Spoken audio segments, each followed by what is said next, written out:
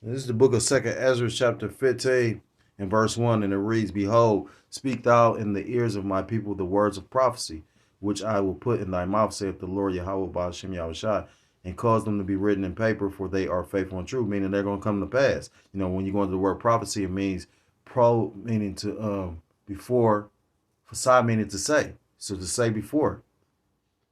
Verse 3, fear not the imaginations against thee, let not the incredulity of them trouble thee that speak against thee. For all the unfaithful shall die in their unfaithfulness. But it tells you in the book of Habakkuk chapter 2 that the just shall live by faith. So the unfaithful are going to die and be destroyed while the faithful are going to live. Because at the end of the day, you know, I was going to do a video. I've been watching that series, or I watched a few episodes of that series, Sandman. And basically, if you ever read the comic book, I ain't trying to spoil alert it, but basically it's a episode where Sandman basically go to hell and basically is confronted by Lucifer, and basically they was doing like spiritual they was doing spiritual combat. And long story short, you know, he Lucifer basically tried to get him to despair. So, you know, and basically how he overcame that was hope. So basically, these devils is about to use a similar, you know, strategy. They about to basically make people, put them in a position where they, you know, a difficult position. Scriptures tell you that, you know, the straight path. You know, in the book of Matthew chapter 7, that's a position of difficulty. To get the kingdom of heaven, we all about to be tried and go through a position of difficulty. But again, the unfaithful, you know, what made him overcome that despair was hope. And these people that ain't got no hope in anything, what are y'all going to do in that day of despair? Verse 5. See, the thing that's going to be a blessing in the day, we already know. We know, like I started out with Isaiah chapter 46, declaring the end from the beginning. We know how it ends. We know what takes place. We have like the spiritual blueprint to what's about to happen. And that's comforting. When a person that don't have no understanding of what's going on, they don't understand they're being judged, or this is, you know, you don't want to be around that person that, you know, with all hell break loose, because they're going to bug the fuck out. You got people that literally are not taking advantage of, because this is your grace period now. This is the time to get right with the Most High. It talks about use diligence to make thy election sure. You know, right now you're supposed to be engulfed in these scriptures, these prophecies, and doing the will and the work of Yahweh Shem Yahushua. Because by your faith and your works is what's going to have you or get you saved. And we hope to be, well, of course, and if you are the elect, you know, the elect is going to actually be totally ingrained in this truth. Verse 5, behold, saith the Lord Yahweh Ba'ashem Yahushua, I will bring plagues upon the world, the sword, famine, death, and destruction. And we're seeing, you know, much death by, you know, the modern day sword, which is the gun. You know, they at war right now. You got America involved in that, if you believe that or not. Why do you think that they're sending money to Ukraine? Dumbass people. It's a lot to say it like that, but, you know, it's just the truth. No, when you go into the word dumb, it means not to speak. Don't necessarily mean that you slow with it. It means you can't speak. And these people are not speaking up about the atrocity that's going on in this place until it affects them. So may the Lord have it affect you. Because the thing is this, we know that things going to have to get worse before they get greater. You know, I was watching that movie Parabellum with John Wick 3, Parabellum. When you go into that word Parabellum, it's just not a cool sounding word. It's a Latin phrase, meaning prepare for war. It said, in order to get peace, prepare for war. Because that's the balance of it. You know, Solomon had a peaceful, beautiful kingdom because David, his father, basically subjected all his enemies to him. He created the peace and killed so many people to the point he couldn't even build the temple because he had too much blood on his hands. But then y'all talk about the Most High God to show you, and the Most High do what he want. He had David conquer all them nations. Just like, so why is it far-fetched? And then wouldn't allow him to build a temple, but he allowed his son to build it. And when you really go into the scriptures, it also tell you that David actually had basically a say so in like what wood to use. Like he kind of wrote out the blueprint, just like the Most High God wrote out the blueprint for Yahweh Shah Mashiach, who you people ignorantly call Jesus Christ, to follow with the creation. You know, when you go in the scriptures, it don't never say the Most High God created the world. He created Yahweh Shah Mashiach. That's why he's the firstborn. And through Yahweh Shah and the Alahayim, which is the angels, the elect, he created the world. That's why it tells you the firstborn and the creator of all things, roughly paraphrased. I believe it's in Galatians and Colossians. But I'm not going to get it. It says, verse 6, for wickedness have exceedingly polluted the whole earth, and their hurtful works are fulfilled. And when you go into the book of 2nd Ezra chapter 8, verse 50, it talks about with great, because this place is proud. Matter of fact, let me get it. This book of 2nd Ezra chapter 8, verse 50, and it reads, for many great miseries shall be done to them that in the latter time shall dwell in the world, because they have walked in great pride. You got people sitting up there like that fucking devil, Noah Yuval Harari, Noah Yuval Yahari. If you go listen to some of the shit he's saying, that just show you how gone everybody is. That show you how really blind everybody is. You're still talking about this. You still got people talking about this is a God-fearing country that's popularizing and promoting all these abominable acts. You got people that's go wake up into even Cat Williams said this. He said, motherfuckers, the world gonna be ending and BET still gonna be playing rap videos. You know what I mean? And a nigga gonna be watching them. This book, Second Ezra, back in 2nd Ezra chapter 15, verse 7. And it says, therefore saith the Lord Yahweh Ba'ashem Yahushua, I will hold my tongue no more as touching their wickedness, which they profanely commit, neither will I suffer them in those things in which they wickedly exercise themselves. Behold, the innocent and righteous blood crieth unto me, and the souls of the just complain continually. Because it tells you in the scriptures that the righteous, like Noah, was vexed by the holy conversation of. You know, it tells you in, I believe, the Sirach, if I'm not mistaken, chapter 33, about how the wicked is abominable to the righteous, and the righteous is abominable to the wicked. The Most High made 2 and 2. So polar opposites. That's how power really works. Again, when you look at a battery, it takes a negative and a positive charge to actually power that. So why wouldn't the Most High, it tell you the Most High control good and evil, you know what I mean? And that's true power.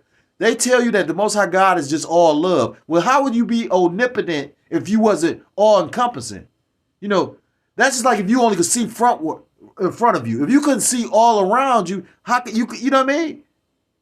That's why I talk about being circumspect. When you go into circumspect, it means circular, circumference, a circle. You're supposed to be looking all the way around. But like the scriptures talk about, most of these people are foolish. You know, the scriptures talk about study to show thyself approved, but people want things handed to them. In this lazy ass, dumbed down ass society. Back in the day, even when we got out of slavery, for Jake to have some shit, you know, Jake bust his ass. And to show you the productivity of Jake, like I said, like back during the Great Depression, Jake was actually having shit. So it ain't like Jake can't have nothing, but you know, we just so beaten down as a nation. That's why scriptures talk about no people. What other people on the planet literally are in the conditions of Jake? Then people find it so hard to believe that we the people of the scriptures. But when you go into the prophecies and what was going to take place, the only people that fit that is our people. This shit ain't rocket. Salakia, not to call it shit. Salakia, y'all, watch me out shot. But this is not rocket science. This is actually very simple.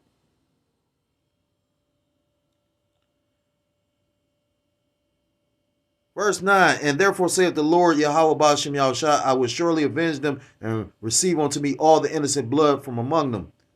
Behold, my people is led as a flock to the slaughter and will not suffer them. And behold, my people is led as a flock to the slaughter. And who is his people? You know, you so-called blacks, Hispanic, Native Americans, Seminole Indians, West Indians, and Haitians, the true biblical Israelites. I will not suffer them now to dwell in the land of Egypt. And we are in the modern day Egypt. When you go into the word Egypt, first of all, Egypt is a Greek word. When you go and actually go through the biblical and really look it up, it was called Mizraim. When you go into Egypt, Egypt was again a Greek word. So Egypt basically breaks down to bondage. We were in bondage in Egypt, ancient Egypt, and we're in bondage in America, which is the modern day Egypt. And it's the modern day Egypt because of the customs.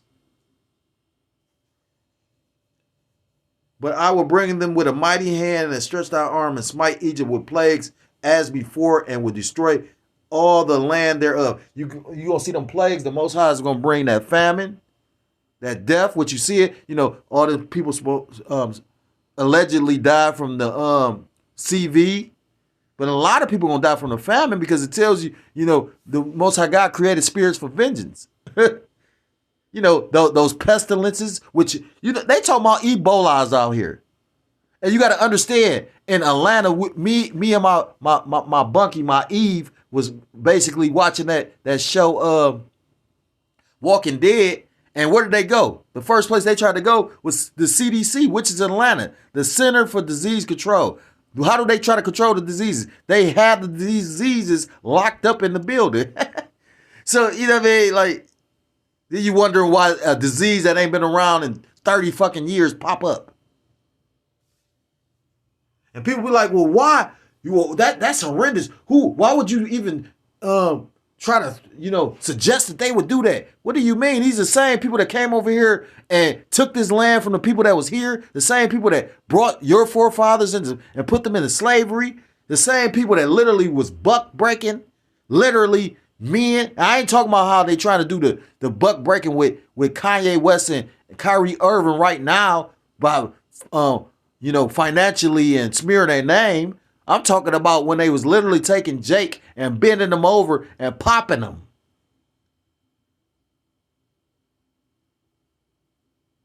The scriptures talk about he can't be good to his own, to whom can he be good to? He got his own people in poverty. What's about to affect Jake, which is going to affect Jake because Jake has less than, so at least Edomites was able to get some, what scriptures tell you not to trust in thy own arm. Cursed be the man that trusteth in his own flesh. So I ain't saying a gun going to save you, but Esau was able to at least get some perks out of this. If it was just he was a so-called white man and you was a nigga, he might have got allowed in the restaurant and you wouldn't. But this is what they about to do is about to affect Esau too. And that's why you go literally have the Egyptian fighting the Egyptian. It's going to be the so-called white man against the so-called white man. And Jacob going to get caught up in it. Again, going back to the time of Jacob's trouble. Jeremiah chapter 30, verse 7.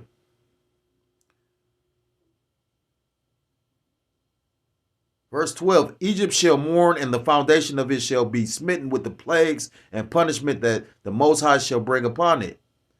I'm going to skip to verse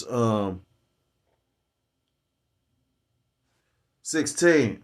I'm going to skip to verse 14. Woe to the world and them that dwell therein, for the sword and destruction draweth nigh, and one people shall stand up to fight against another, and swords in their hand. And that's the spirit, because I forgot you had a precept to that Isaiah 19 right here. So you're going to have one people. So you're going to have not only race wars, because you're going to have one nation against another nation, but you're going to have people's ideologies. You already got this country divided.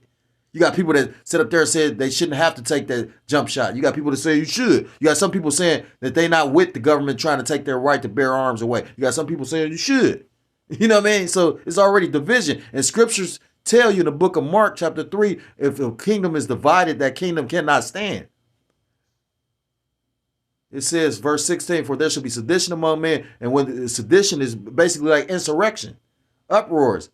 People are not going to be following what the politicians say. And you can already see that's a prophecy coming to pass, because I did a video on the guy that broke into Nancy Pelosi's house and basically beat the shit out of her husband with a hammer. Now, people saying that could have been made up, and it could have been, but some things ain't made up. And the thing is, she is retiring. She's stepping down. Because like the elder Mwatazak said, when all hell break loose, these people are going to go try and find those politicians, those mayors, all those people that was in the limelight telling them, yeah.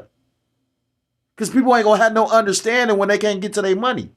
And people want to say that's far-fetched. But you've had that happen already in China. You've had that happen in a few different countries. I forgot a country in the Middle East. I can't think of what country it is right now, but they did that in China and the Middle East. So just imagine when it come here, because in them countries they don't really have access to weapons like that. In America, you had the so-called right to bear arms. They gave you the right to bear arms, but then they tried to take away the right to bear arms. They've been trying to do it for years. It says, verse 16, and therefore there shall be sedition among men, evading one another. They shall not regard their kings nor princes, and the course of their actions shall stand in their power. A man should desire to go into a city and shall not be able to, because it's going to be a lot of violence out here, because the military going to basically be policing what's going to be going on. And they showed you that during the CV. Remember when you had military check? They had military, well, they had basically, I ain't gonna say military, I'm gonna say you had the state highway patrol and the police basically like to travel from state to state. They was at the tolls. You had to, you know what I mean? And it basically was quarantining people and all that. Verse 18, for because of their pride, precept is in 2nd Ezra chapter 8, the city shall be troubled, the houses shall be destroyed, and men shall be afraid. Now, if the men gonna be afraid, how much more so the women? Verse 19, a man shall have no pity upon his neighbor, but shall destroy their houses with the sword and spoil their goods, meaning take. They're going to take their goods because of a lack of bread and for great tribulation. Because it ain't going to be no fucking food out here. But people still going to have to eat. And scriptures even talk about, it's going to go back so much ancient. Back in the Bible, if you really know anything about the Bible talks about cannibalism. So you're going to have a nigga that's going to eat a nigga. But again, it tells you in the book of, and you know, the hopeful elect is going to be going through these things too. But the difference between the hopeful elect and a nigga is the hopeful elect is going to live by faith.